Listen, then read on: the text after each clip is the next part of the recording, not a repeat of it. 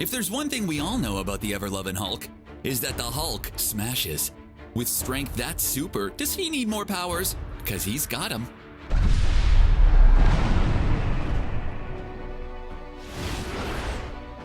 It doesn't take long for the characters of Marvel Comics to slip the surly bonds of Earth and explore the skies.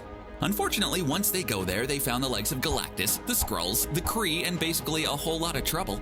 As the result of some of Earth's mightiest heroes has found a way to survive the rigors of space. Tony Stark has a special space Iron Man suit in case he has to hand-deliver a nuclear missile without passing out. The X-Men's Special Blackbird can go into low Earth orbit. The Fantastic Four got fantastic by going into space in their own shuttle. When the Hulk goes into space, however, he does it by the way he does everything. He gets super mad. And at one point, the people of Earth decided to deal with their Hulk problem by putting him in a capsule and shooting him into space. The capsule broke, which just made the Hulk angry. As the vacuum of space tried to do its thing, it made the Hulk even madder, causing the physiology to counter any damage space caused. The Hulk is so resilient in this way that it's been postulated that when the universe dies, the Hulk will be left alone, drifting and waiting for the next universe to come along. If the lack of pressure in space isn't enough to end the Hulk, how about the pressure of the deep? Only 5% of the sea has been mapped and explored according to the National Ocean Surface, and that's partly because it's easier to lob something into space than it is to send it to the bottom of the sea and get it back. This isn't a problem for the Hulk. Once again, rage and strength come in handy when resisting the massive pressure of the deep sea. But maybe you're still asking how he's breathing. Well, good question. No amount of rage is gonna make oxygen go into your lungs when there's no oxygen around to go there. For once, however, this power isn't produced just by getting angrier. Even the Hulk can't solve all his problems by getting mad at them. For this one, he needs a little bit of help. Turns out there's a gland that the Hulk has that produces oxygen.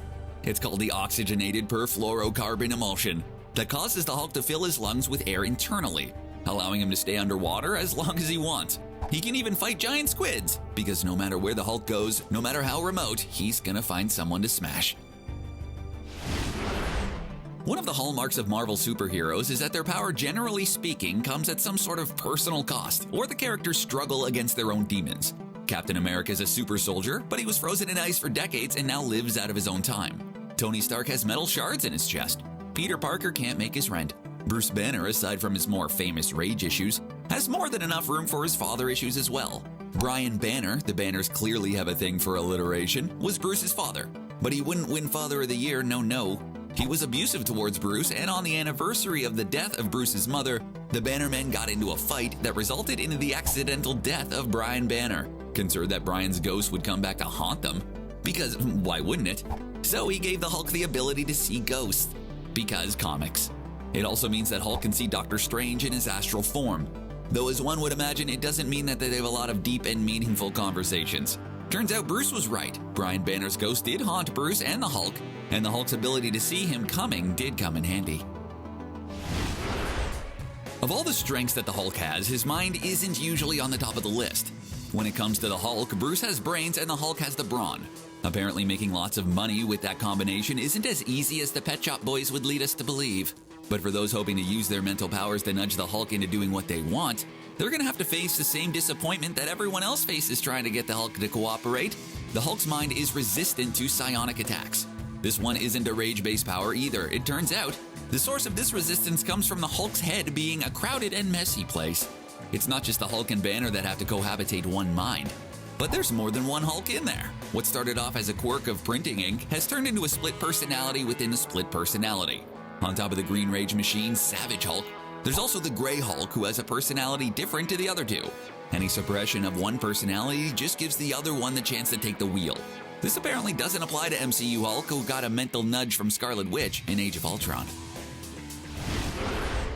We don't tend to look at powerlifters or bodybuilders as the fast types. Even in sports, it's the big strong guys that ram into other big strong guys, so the little faster guys can run away safely.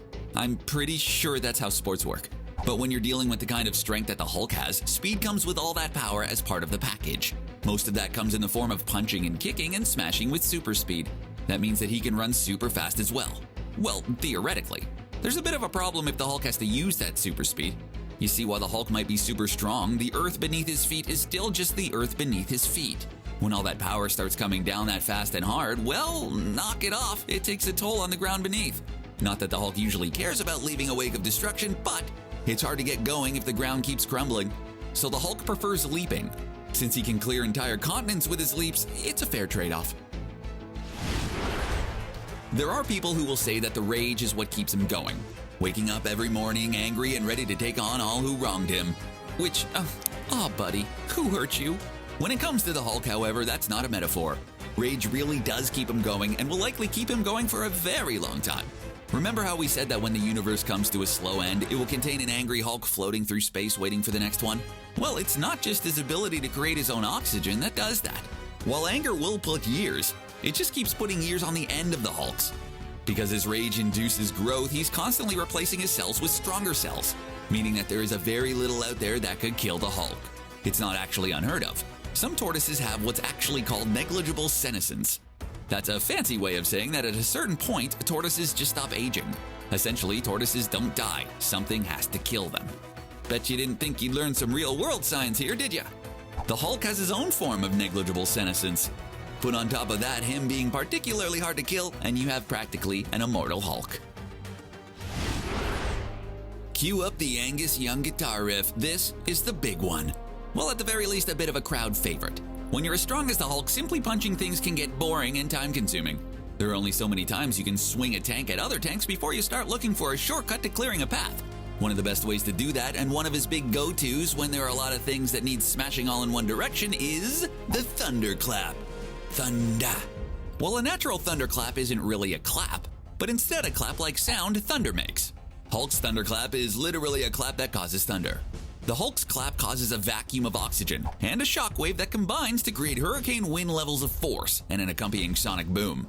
Each of those by themselves can be destructive, but together they can effectively clear a room. The thunderclap is so effective that in the comics it's one of his favorite moves, though we don't see him using it that much in the MCU. You gotta leave some bad guys for Thor to hit, right?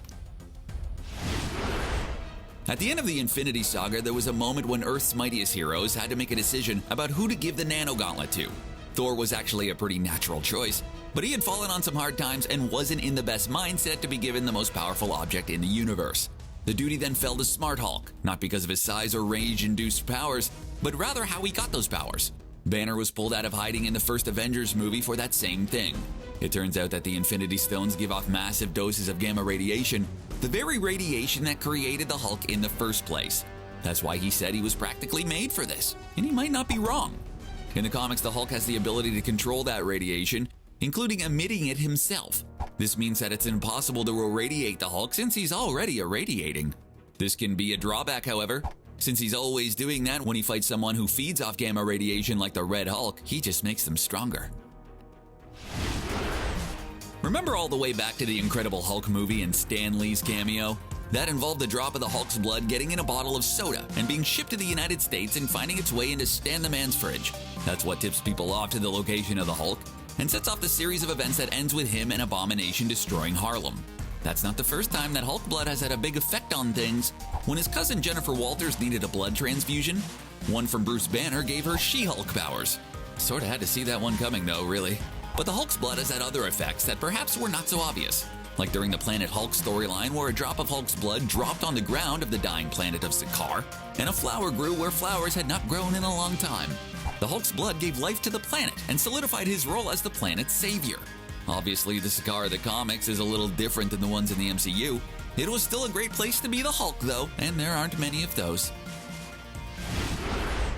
Things like negligible senescence and oxygenated perfluorocarbon emulsion might make things like not dying of old age or suffocation easier, but that's not going to be enough to keep the Hulk hulking all the way to the end, especially when the Hulk has such dangerous hobbies like jumping headlong into the most dangerous thing he can find and punching it real hard. Well, for those worried about his broken wing after snapping the Nano Gauntlet, worry no more.